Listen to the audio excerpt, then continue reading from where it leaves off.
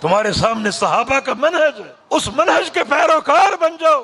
صحابہ کرام تو اللہ کے پیارے پیغمبر کے حکم کے بغیر حرکت تک گوارا نہیں کرتے تھے، ایک حرکت تک۔ ایک موقع پر نبی علیہ السلام نے ابو ذر غفاری کو ایک جگہ کھڑا ہونے کا حکم دیا، لا تبرح مکانک، ابو ذر یہاں کھڑے ہو جاؤ، یہاں کھڑے ہو جاؤ، یہاں سے ہلنا نہیں، میں کہیں جا رہا ہوں، جب تک واپس نہ ہوں یہاں سے تم نے ہلنا نہیں، یہاں کھڑے رہو۔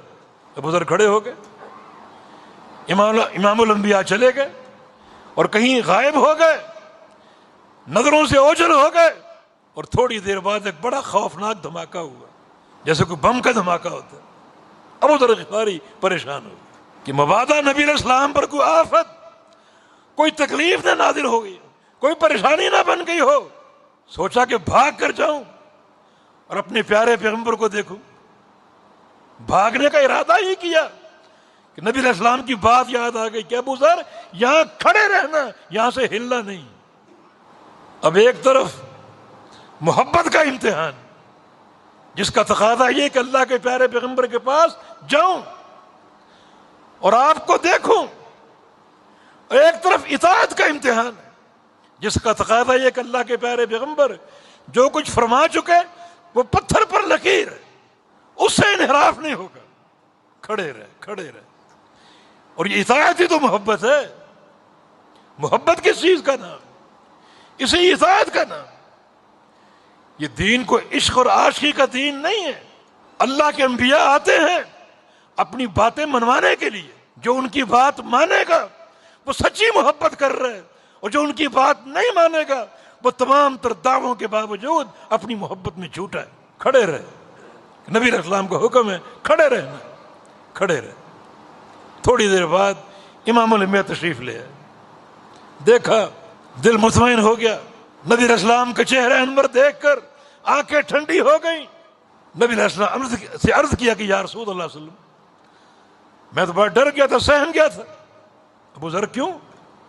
جب آپ نظروں سے اوجھل ہو گئے تو وہاں ایک خوفناک دھماکہ ہوا، میں نے سوچا کہیں آپ کو نقصان نہ پہنچ گیا ہو، مگر وہاں اس لیے نہ پہنچ سکا کہ آپ کا حکم تھا یہاں کھڑے رہنا، اس لیے کھڑا رہا۔ آپ نے ابو ذر غفاری کے اقدام کی تحسین کی اور پھر فرمایا کہ ابو ذر تم نے وہ دھماکہ سنا تھا؟ جی سنا تھا۔ فرمایا کہ وہ دھماکہ جبریل امین کی آمد کا دھماکہ تھا، وہ میرے پاس آئے تھے، اور آج ان کی آمد، ان کا آنا اس دھماکے کے ساتھ ہوا۔ حالانکہ جبریل امین 23 سال آئے، کبھی ایسا دھماکہ نہیں ہوا، آج یہ دھماکہ کیوں ہوا؟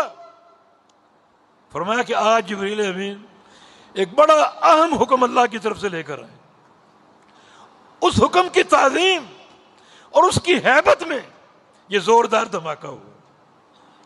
بڑا اہم حکم، بڑا اہم پیغام لے کر آئے، اس پیغام کی تعظیم کے لیے، اس پیغام کی تکریم کے لیے، اور اس کی ہیبت دلوں میں پیوست کرنے کے لیے، اور اس کی اہمیت کو اجاگر کرنے کے لیے یہ دھماکہ ہوا۔ پیغام کیا ہے؟ میرے بندوں کو بتا دو،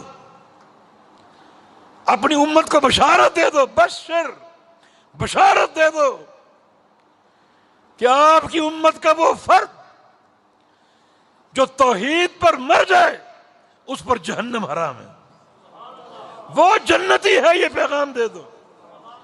توحید کا عقیدہ جنت کے داخلے کی نوید ہے، یہ پیغام دے دو۔ اس پیغام کی ہیبت، اس کی عظمت کو اجاگر کرنے کے لیے یہ زوردار دھماکہ پیدا ہوا، تاکہ یہ بات بھی دھماکے کے ساتھ امت تک پہنچے۔